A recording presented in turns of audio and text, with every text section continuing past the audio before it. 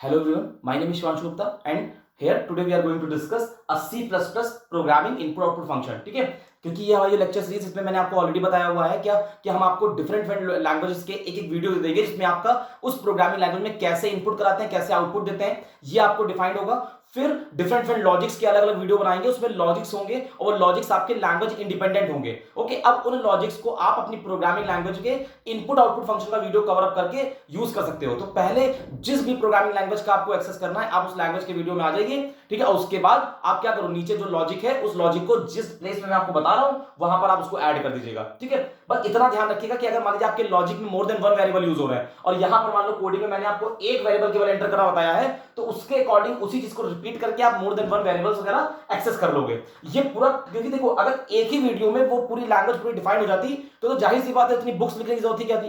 तो वेरिएशन तो होगा ही, अलग अलग टाइप का डेटा होगा, अलग अलग मोर देन वन वेरिएबल्स हो तो क्या होगा, ये तो होगा। लेकिन एक कोशिश की जा रही है कि आपको थोड़ा लैंग्वेज डिपेंडेंट और थोड़ा इंडिपेंडेंट चीज वीडियो बनाएं। ठीक है, तो वहां पर एक थोड़ा सा आइडिया दे रहा हूं, बाकी मैं बोलकर जो बता रहा हूं आप कॉपी में उसको नोट कर सकते हो। ठीक है, मेरी रिक्वेस्ट है कि सभी से कि आप अपनी एक कॉपी पेन लेकर बैठा करो, जब भी वीडियो नोट किया करो। काफी चीजें हैं जो मैं लिख नहीं पा रहा हूं लेकिन मैं मुंह से बोलूंगा आपको, वो अपने एक्सपीरियंसेस से, तो वो आप उसको नोट कर सकते हो, तो आपके लिए बेनिफिशियल होगा अगर आप उस लैंग्वेज के लिए इंटरेस्टेड हो तो। ओके, चलिए, तो ये इनपुट आउटपुट फंक्शन, ठीक है, इन C++ 1983 में बाजार ने स्ट्राउस्ट्रप, ठीक है, बाजार ने स्ट्राउस्ट्रप ने इन्होंने C++ को इन्वेंट किया था। ठीक है, और इस टर्बो सी आइडियली पे आप C++ के कोड को बना सकते हो, बोरलैंड सी पे बना सकते हो, और भी आपके होते हैं। ठीक है, आपका डिफरेंट आइडियलीज होते हैं। ठीक है, तो उस पे आप बना सकते हो C++ के कोड, लेकिन हम टर्बो C++ यूज कर रहे हैं। इस पे दो स्क्रीन होती है, एक आपकी होती है ब्लू कलर की स्क्रीन, ठीक है, जो आपकी एडिटर विंडो होती है। आज के एडिटर विंडो में क्या होती है खास बात की डिफरेंट कलर्स के लिए, डिफरेंट कीवर्ड्स और इस सब के लिए वो डिफरेंट कलरफुल आपके सिंटैक्स देती है, जिससे आपको हेल्प मिल जाती है एडिटर पर कि वो कीवर्ड है तो व्हाइट कलर से आएगा, हेडर फाइल है तो ग्रीन कलर से आएगी, तो इस तरीके से आपको, और एरर है आपका डबल कोट्स के अंदर तो रेड कलर से आ जाएगा। ठीक है, तो इस तरीके से आपको हेल्प मिल जाती है उन एडिटर्स पे। फिर आप क्या करोगे, प्रोग्राम को कंपाइल करोगे, कंपाइल करने के बाद उसको कोड में, मशीन कोड में बनाओगे, देन रन करा के आप आउटकम कंसोल विंडो पे देखोगे, जो ब्लैक कलर की विंडो आती है। ठीक है, टर्बो C++ पे। ओके, अब हम स्टार्ट करते हैं प्रोग्राम को। प्रोग्राम में सबसे पहले आपकी हेडर फाइल्स होती हैं। तो यहां पर क्योंकि C++ में प्लस प्लस का मतलब है increment operator, that means C में ऑब्जेक्ट ओरिएंटेड का कांसेप्ट ऐड किया गया और C बिकम C++। तो यहां plus plus indicates object oriented concept, and object oriented का मतलब क्या है कि प्रोग्राम में आपका क्लास एंड ऑब्जेक्ट होंगे। ठीक है, लेकिन here we are not using any class here, so that's why C++ is not don't call C++ as a pure object oriented ना, बिकॉज कि उसमें बिना क्लास एंड ऑब्जेक्ट के भी प्रोग्राम हमारा बना जा रहा है। लेकिन पाइथन, वो सॉरी, हमारी जावा जो है वो प्योर ऑब्जेक्ट ओरिएंटेड है, बिकॉज ऑफ कि उसमें बिना किसी क्लास एंड ऑब्जेक्ट का एक भी प्रोग्राम आप नहीं बना सकते। ठीक है, तो चलिए यहां पर अभी बिना क्लास का प्रोग्राम बनाते हैं। ठीक है, तो C++ के अंदर आ गए। तो हेडर फाइल्स का मतलब क्या है कि प्रोग्राम के हेड पे लगेंगे, इसीलिए उसको हेडर फाइल कहते हैं। हेडर फाइल में होता क्या, सबसे पहले हैश फंक्शन, हैश का मतलब हो गया प्री प्रोसेसर, मतलब इसके आगे जो कुछ भी लिखा है वो प्री डिफाइंड है, तो कंपाइलर इसका मशीन कोड आराम से बना सकता है। ओके, इंक्लूड का मतलब क्या है, this is not keyword but this is a reserve word. ठीक है, और ये क्या करेगा हमारा, ये इंक्लूड करेगा। ठीक है, हमारे प्रोग्राम में जो भी आपकी हेडर फाइल्स है उनको इंक्लूड करेगा। ठीक है, एंड देन आपका क्या है, यहां पर आपका iostream.h। ठीक है, C में stdio.h होता है स्टैंडर्ड इनपुट आउटपुट, यहां पर क्या होता है iostream। क्यों, क्योंकि यहां पर डेटा जो है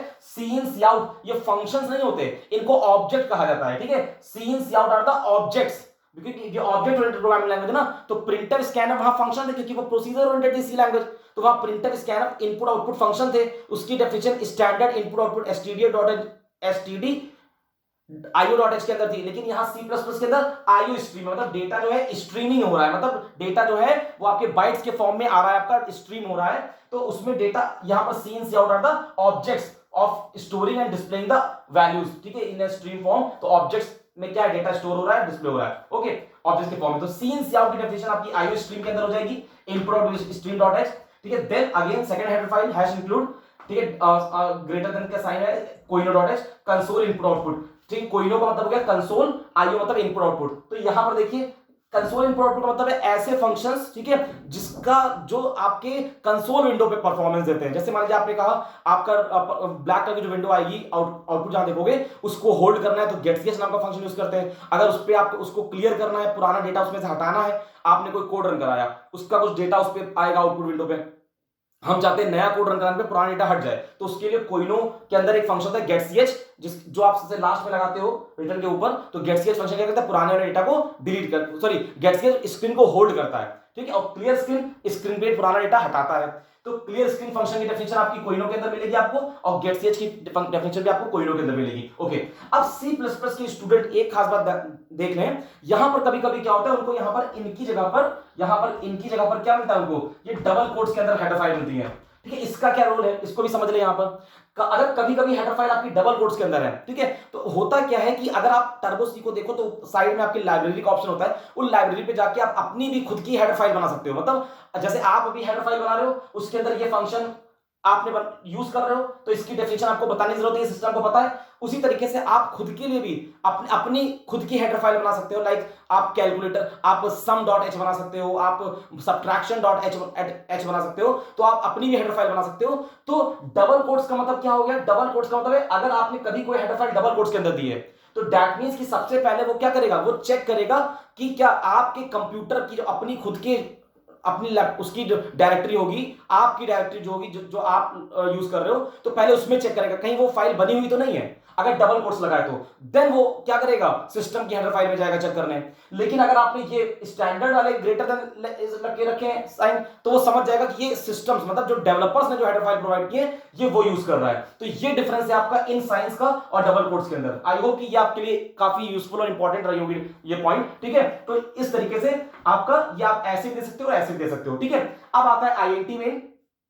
ठीक है, तो आईएनटी मेन में आपने क्या कहा, आपने कहा जो आईएनटी मेन है, ठीक है, इसका मतलब मेन एक फंक्शन है। ठीक है, प्रोग्राम में चाहे आपका किसी भी लैंग्वेज का प्रोग्राम हो, ठीक है, चाहे आपका सी का हो, सी प्लस प्लस का हो, उसमें आपका मेन फंक्शन का मतलब है कि प्रोग्राम का मेन एग्जीक्यूशन यहीं से स्टार्ट हो रहा है। ओके, अब मेन क्योंकि फंक्शन नेम है तो आगे फंक्शन के रिटर्न टाइप लगता है, तो यहां पर आईएनटी लगा हुआ है क्योंकि ये स्टैंडर्ड प्रोविजन दिया गया है कि आप मेन के आगे जो रिटर्न टाइप है वो आईएनटी यूज करिए।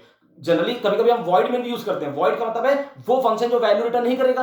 लेकिन अब आप खुद सोचो अगर कोई फंक्शन वैल्यू रिटर्न नहीं कर रहा है, ठीक है, तो सिस्टम को कैसे पता चलेगा कभी कभी कि वो प्रोग्राम सही टर्मिनेट हुआ कि नहीं हुआ। जैसे इसका आप ऐसे एग्जांपल देखो, जैसे आप कहीं गए, अगर मैंने आपसे कहा कि जब आप पहुंच जाओ तो मुझे कॉल कर देना, तो इससे क्या होगा, अगर आपकी कॉल नहीं आएगी तो मैं अवेयर रहूंगा ना कि इसका मतलब कॉल नहीं है, मतलब कोई प्रॉब्लम तो नहीं है, एक बार कॉल मैं कर लूं, अवेयरनेस है। लेकिन अगर मान लो आप गए, आपने मुझे कॉल नहीं किया, मैंने कहा कोई कॉल नहीं करना, तो क्या पता आप पहुंचे कि नहीं पहुंचे। तो उसी तरीके से प्रोग्राम सही टर्मिनेट हुआ कि नहीं हुआ, इसलिए सिस्टम ने कहा तुम मेन के आगे आईएनटी लगाओ और प्रोग्राम में लास्ट में 0 रिटर्न करो। अगर मेन के आगे आईएनटी लगेगा तभी तो 0 रिटर्न कर पाएगा। अगर वॉइड लगा दोगे तो रिटर्न 0 नहीं होगा यहां पर। ठीक है, वॉइड का मतलब नो रिटर्न टाइप फंक्शन, मतलब जब कोई वैल्यू रिटर्न ना करे, कोई टाइप ना हो तो वॉइड होता है। ओके, तो आईएनटी मेन को स्टैंडर्डाइज इसलिए दिया गया, ठीक है, वॉइड मेन के प्लेस पर, कि भैया आईएनटी मेन लगाओगे, लास्ट में रिटर्न 0 करोगे तो पता चल जाएगा सिस्टम को, अच्छा प्रोग्राम हमारा सही तरीके से कंपाइल वो हो गया। क्योंकि रिटर्न 0 का मतलब है जब प्रोग्राम एग्जिट कर रहा होगा तो उसको डिफॉल्ट वैल्यू रिटर्न में 0 मिलेगी, और 0 का मतलब है प्रोग्राम आपका सही एग्जीक्यूट किया है, कोई एरर नहीं है, कोई प्रॉब्लम नहीं, कोई प्रोग्राम में करप्शन नहीं आया। ठीक है, तो इसलिए आईएनटी मेन को ज्यादा वैल्यू दी जाती है, इसको यूज करना ज्यादा सही मानता है comparative to void main. Okay, main के अंदर आगे क्लियर स्क्रीन से पुराना कंसोल विंडो क्लियर हो जाएगा। आईएनटी ए, यहां पर ए हमने इंटीजर टाइप कर लिया तो आईएनटी यूज किया है। आप कैर टाइप का कैरेक्टर लेना चाहते हो कैर ले लो, पॉइंट वाला नंबर चाहिए तो फ्लोट ले लो। सेमीकोलन स्टेटमेंट को टर्मिनेट करता है। C out and cin are the objects which are stored in IO stream. ठीक है, अब ये ऑब्जेक्ट सी आउट क्या कहता है, और यहां पर ये जो आप यूज कर रहे हो ना, ये दो बार, तो ये पुट टू ऑपरेटर है। क्या है, पुट टू। और ये जो आप सीन के बाद यूज कर रहे हो ये गेट टू है। ठीक है, तो get to and put to ये आपके क्या है, आपके ऑपरेटर्स हैं जो क्या करते हैं, इन सीन सी आउट ऑब्जेक्ट से डेटा को डिस्प्ले करने और स्टोर करने का काम करते हैं। ठीक है, तो put to and get to. Okay, अब क्या है, सी आउट से आपने क्या किया, अगर कुछ आपको पुट करना है, डिस्प्ले करना है, तो डबल कोट्स के अंदर मैसेज दे दो, वो डिस्प्ले हो जाएगा, सेमीकोलन लगा दिया। सीन से क्या करना है, अगर मान लीजिए आपने एक वेरिएबल लिया तो ये ले लिया, अगर मोर देन वन वेरिएबल है तो एक के बाद फिर से ये लगा दो, ये देखो फिर से लगा दो। तो जितनी बार ऑब्जेक्ट ये ऑपरेटर लगाओगे उतने वेरिएबल्स को आप क्या कर सकते हो, आप इनपुट करा सकते हो सीन से। ठीक है, और उसी तरीके से आपका क्या करोगे, आप लॉजिक लगा दोगे, है ना। उसके बाद क्या करोगे, आप यहां पर लॉजिक लगा दोगे, जो भी लॉजिक आगे आपको वीडियो में आपको समझ में आता है, जो भी काम है वो लॉजिक लगा दीजिए। और देन सी आउट से अगेन क्या करेंगे, पुट टू ऑपरेटर यूज करके डबल कोट्स में मैसेज दिया। जब मैसेज देना है डबल कोट्स में तो एज इट इज दे दो मैसेज पूरा। फिर अगर मैसेज ही केवल देना तो सेमीकोलन लगा देता, जैसे मैंने यहां मैसेज दिया था। अगर मैसेज के बाद कोई वैल्यू डिस्प्ले करनी है वेरिएबल में तो फिर से again put to operator use करिए और वेरिएबल का नाम दे दीजिए और फिर सेमीकोलन लगा दीजिए। इससे मैसेज डिस्प्ले होगा, देन वो वेरिएबल की वैल्यू डिस्प्ले हो जाएगी। अगर मोर देन वन वैल्यूज हैं तो क्या करो, एक के बाद फिर से पुट टू ऑपरेटर लगा के वेरिएबल एंड देन सेमीकोलन, तो इससे जितने भी वैल्यूज हैं आपकी डिस्प्ले हो जाएगी। ठीक है, और then last but not the least क्या, आप रिटर्न 0 करके क्या करोगे, इस प्रोग्राम को टर्मिनेट करोगे और फिर आपका प्रोग्राम का ये क्लोजिंग रेसिंग मतलब रिटर्न 0 के बाद ये प्रोग्राम आपका क्लोज हो जाएगा। ठीक है, तो ये था आपका C++ का प्रोग्राम। ठीक है, इसमें आपको करना क्या है, ये प्रोग्राम आपने नोट कर लिया। अब नीचे जो आपके डिफरेंट लॉजिक्स की वीडियो सीरीज आपको नीचे दी होंगी, उनमें जाइए, जो भी लॉजिक आपको समझ में आया उस लॉजिक को वहां लॉजिक समझिए, उस लॉजिक को इस प्लेस पे इंप्लीमेंट करिए। लॉजिक में बस इतना आपको रिप्लेसमेंट करना होगा, थोड़ा अपना थोड़ा इंटेलिजेंस यूज करना पड़ेगा कि लॉजिक में अगर मोर देन वन वेरिएबल्स हैं, कुछ more than one output display करने हैं, तो उसके अकॉर्डिंग आप more than one output display करिए, more than one input display करिए। ठीक है, तो यहां से आपको आई थिंक अब C++ का कोई भी लॉजिक नीचे जो दिया है वो आप उसके लिए इनपुट आउटपुट कराना आपको यहां से आ गया वीडियो से। अब डिफरेंट लॉजिक के अकॉर्डिंग आप अपना प्रोग्राम क्रिएट कर सकते हो। ठीक है, अगर उसके बाद भी आपको कोई प्रॉब्लम होती है तो आप कमेंट सेक्शन में पूछ सकते हो, I will definitely help you. Okay, thank you so much, take care.